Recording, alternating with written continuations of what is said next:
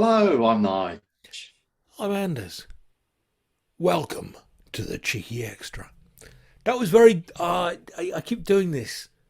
It sounds a bit Clarkson. Yeah, I know, I but don't want that that. might be because we've just done 3 beers. It could well be, yeah. We've done, And we've what do done we three think would be pale a ales. good idea to do after Well, having three three beers? beers apparently wasn't enough, so we thought we'll just have one more. Let's do that, shall we? Okay. Yes. So we don't know what each other is. No, we don't. No, no, no. But what have you got, Anders? I went to a local shop of mine and I bought a bulk load of beers from the same brewery. So I've got another Gyle59. Oh, It's a 6.6% the porter. The oh, porter. the porter. Yeah. Right. Well, I've gone quite. I've gone full Viking this time. Have you? Walking around in Morrison's as you do, because that's my local. It's our closest big supermarket. So, Hmm. but actually, Morrison's has got quite a good selection. I It's think. good. It has got good stuff, hasn't it? Yeah. I think it's got the best selection out of all the major Yeah. supermarkets at the moment. Uh, it's it's only a little can. Einstok, Icelandic pale ale.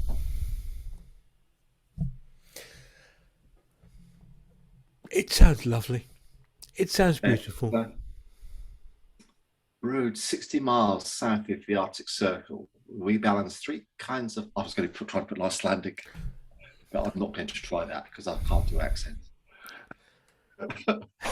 Anyway, we balance three kinds of hops with pure Icelandic water to create an ale unlike any other. It can only be described as Arctic Pale Ale, and it's Arctic truly Pale one of Ale. a kind, apparently. Oh, for flip's sake, that just sounds magnificent. Cascade hops give it an American character, while Northern Brewer and Halatu traditional just add enough bitterness to make this ale refreshingly Icelandic. It was brewed just outside of And the with Arctic everything else, Circle. Of course, it's going to be refreshing. yes. Yeah. Uh, so I think I'll put it in the fridge. It's come out at about -3 degrees. It's cold, so it's Icelandic temperature. Anyway, do you want to get yours into the glass first? Because I think the porter might take a little bit more to Well, settle. you're right. Okay. One thing I hadn't done, I Yes. hadn't got a beer can ready, All right. So, which is a failing of mine. I appreciate that. But here we go. Beer cam up and running. Right, so Guile, I think we said before, Dorset-based brewery. Um, oh, that just it smells oh, I'm wonderful. jealous. I really fancy a porter. Yeah. Now the old thing is, you're going to a pub after this, aren't you? I know. I know. Perhaps get a porter there. Perhaps I don't know. I was just thinking that, but I've got my heart set on an IPA when I get there. Oh yeah. Okay. I might have to have both and then crawl Look back. at that. Not much for head. No, there isn't. No. But how much black can that be? And the answer is none. None more None black. black. I think one day we're going to have to start. Um, we're going to start putting a Spinal Tap tally on this Yes. because we How do many quote them an awful wild lot. tap quotes can get into one episode? Yeah, We'll that's have it. to go one time. Anyway, Right, I'm you'll go. going to get my empty glass. I'll put beer cam on. Oh, that was a loud crack. Oh, it's darker than I thought. I can't. I'm just sniffing my beer. It does sound. It does. It sounds like a Spinal Tap album. Smell the glove. Yeah. Well, that's Oh, hello. It's got a sort of, well, you can't really see it there, but it's actually got a bit of an orange tinge to it. Has it? Okay. It's it's not clear. It's a bit cloudy, Okay.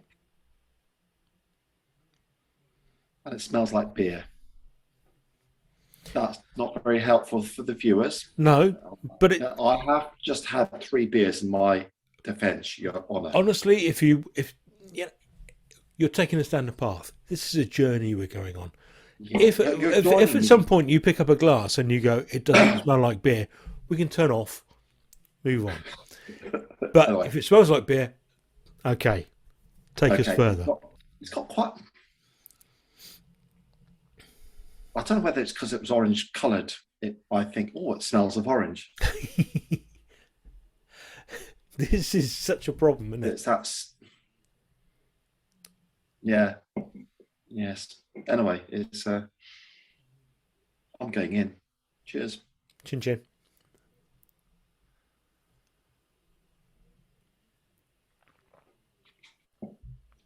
Oh.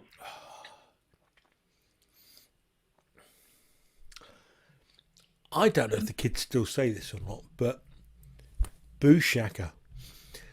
That just Sit down with the kids, Anders. Get down with the kids. That, my crikey, that is good. Oh, I'm going to have to get a bottle of that when I'm down. Yeah. Next. That's what you want from a porter. Anybody who knows their beer out there and who knows their porters, you're going to get a porter from this. But I tell you what, there is a real, I don't know what the word I'm looking for is. There's a tang to this, a bit of sourness just there. And it's just a little bit exciting and a little bit dangerous. Exciting. This is lovely. This beer, the Icelandic one. Yeah. I'm going to use the graphic equalizer analogy. Okay. Imagine you got your graphic equalizer. I'm imagining it. Yes, I can see it in front of me. Put everything down to 0. Yeah. And you put 1 up to 10.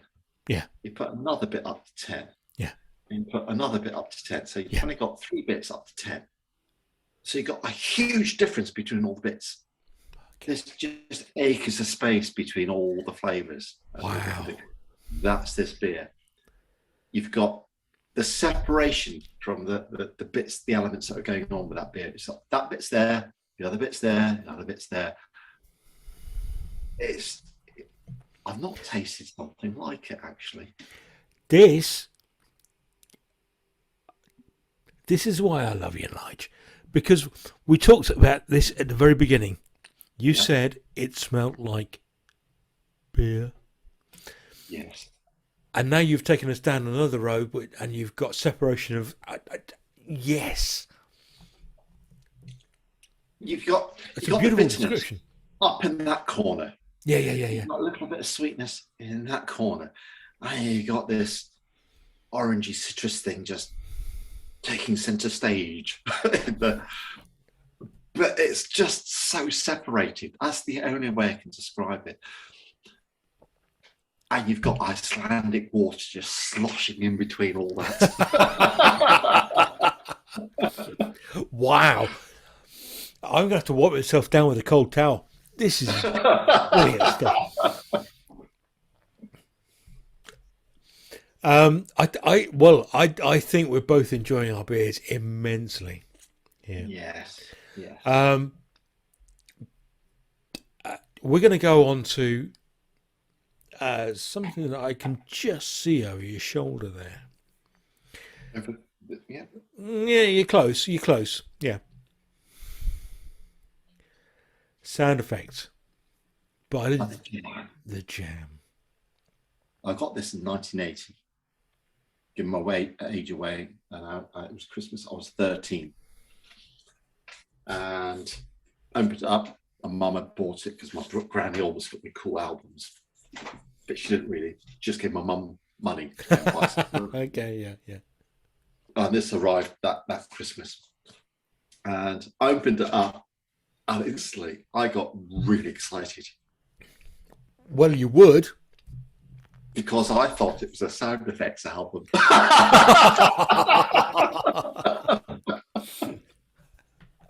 thought it was the Jam. Oh, I don't really know any of that. Then I looked and I thought, that's Entertainment. I knew that one because I had that single. I bought that single already. Yeah. And so I knew nothing about the Jam apart from That's Entertainment, which I bought for 25p. And once it'd been out the charts, never really made the hit section in the record shop at that time. Yeah. And it's just a fantastic album. It is. Give me a rundown of the track listing, please. Right. Side 1. Yes. Pretty Green. Okay. Lovely. Ding, ding, ding, ding, ding, ding, ding. Monday. But I'm different now. Set the House ablaze. Start. That's Entertainment. That's Entertainment. That side alone is awesome. Just those tracks.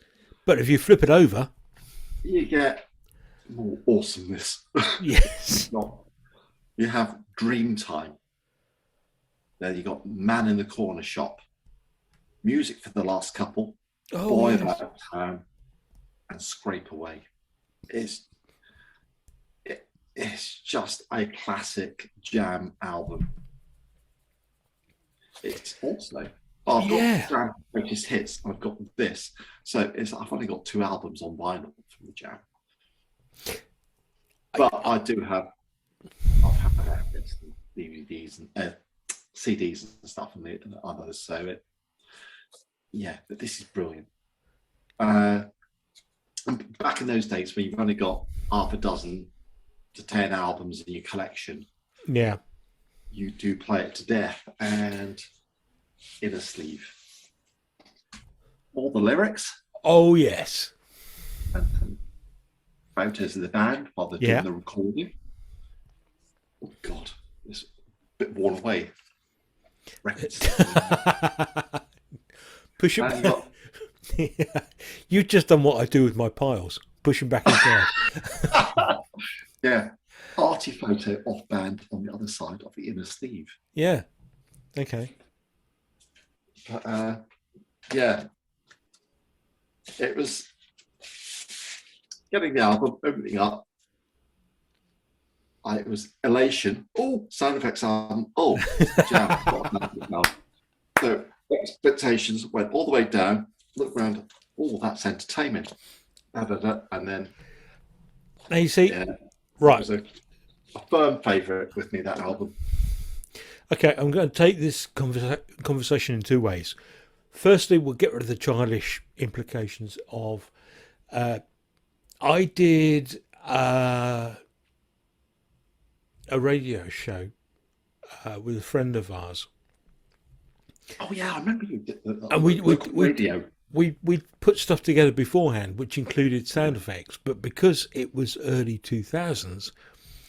There was no internet or anything like that. You had to get your sound effects from somewhere else. So you would get a sound effects CD. Yeah. Okay. Sound effect of somebody drowning was. Okay.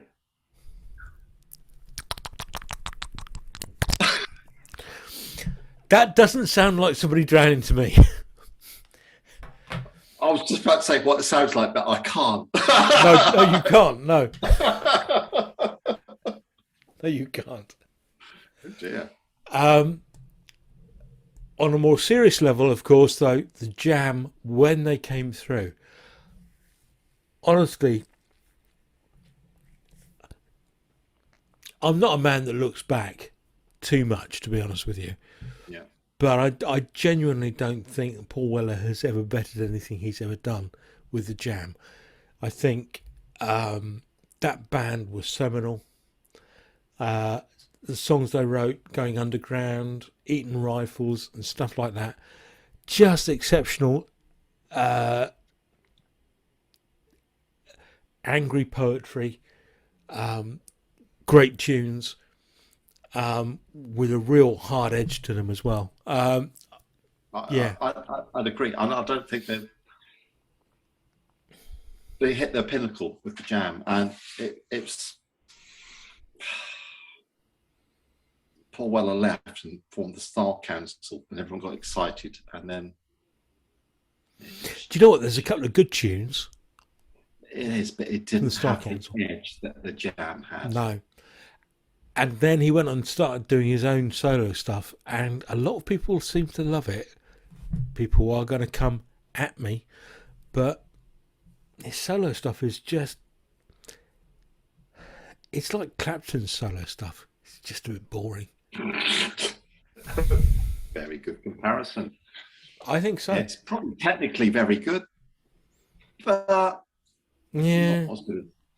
Just not as good as like the Cream or the Jam. Exactly. Yeah. Around the same sort of time, we were having a conversation off camera earlier on, because you'd been to see Hazel O'Connor. Yes. Yeah. Yeah. Who I absolutely effing love, and it turns out you effing love her as well. Went to the gig, and there was probably a couple of songs I remember really, which was Eighth Day and Monsters in Disguise, because that was the flip side of the single I bought at the time. Okay, right. And I went there, and I knew a lot more songs than I thought. And then they put Grown Ups or All Grown Up. I can't remember the song. They played that, and it was just all those memories from the 80s and that my youth came back.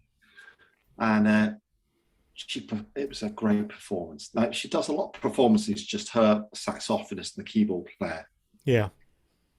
But for this one, she had the full band doing the Breaking Glass stuff and all the big hits and other stuff. It was just awesome. And then afterwards, she popped down. She had to have a drink with everyone and selling her CDs at the side of the stage. Brilliant. Honestly, my first serious girlfriend had a huge thing about Hazel O'Connor and the album Breaking Glass, and there was a film, Breaking Glass. Yeah, it's actually a great film. I really enjoyed that film. It is, yeah. And the songs that are on there, like you say, Eighth Day, Stay Now. What a glorious song that is. Just Will You? That was it. Will You? No, it's called Stay Now, but is it? Yeah. All right. Google the F out of it. It'll come back. Anyway, with that sax solo at the end, it's just half the song is sax solo. Are we mixing up the songs? No. No, there is a huge sax solo on that. Yeah. I'm sure that's Will You. Google it. Go on. Google it now. Okay. O'Connor. I'm on Spotify. Here's the O'Connor artist. Hazel O'Connor. And the song that goes, Stay now, stay now, stay now. Oh, would you just lovely? No. If Only, did you say? No, Stay Now. It's called Will You? ? Is it? Right. Oh, right. As they say in France, Earth. Oh. What? Will You? Eighth Day, If Only, Writing on the Wall, Monsters in Disguise. It's one of those things you forget about all the hits that they had. Yeah. Oh, I know this one. And that was what the gig was like all the way through. Yeah. Okay. Well, I've ended up with Egg on My Face. Anders, usually you outwit me. Well, you are the music encyclopedia. No, I don't think so. No. Yeah.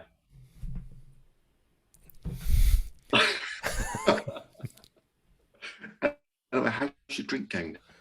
Very well. I only had a little can because I'm going to the pub after. You're going to the pub, indeed, yes. And all I've got here is a little bottle of Lafroig.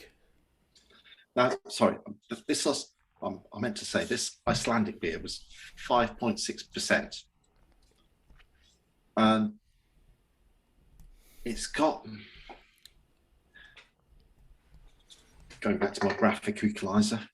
Okay, yeah. There's a syrupiness there, which I think. Oh, what? Sorry, a syrup.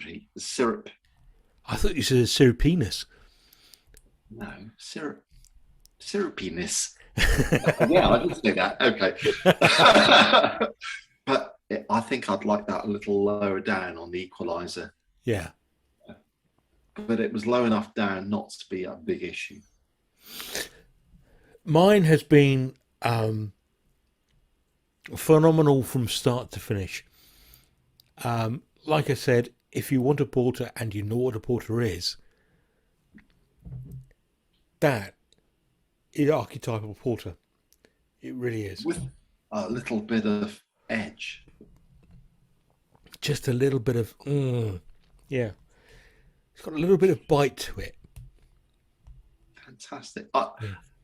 I'm down there at the end of the month. I'm going to purchase a bottle of that in the. I'll take you to the place where I bought it.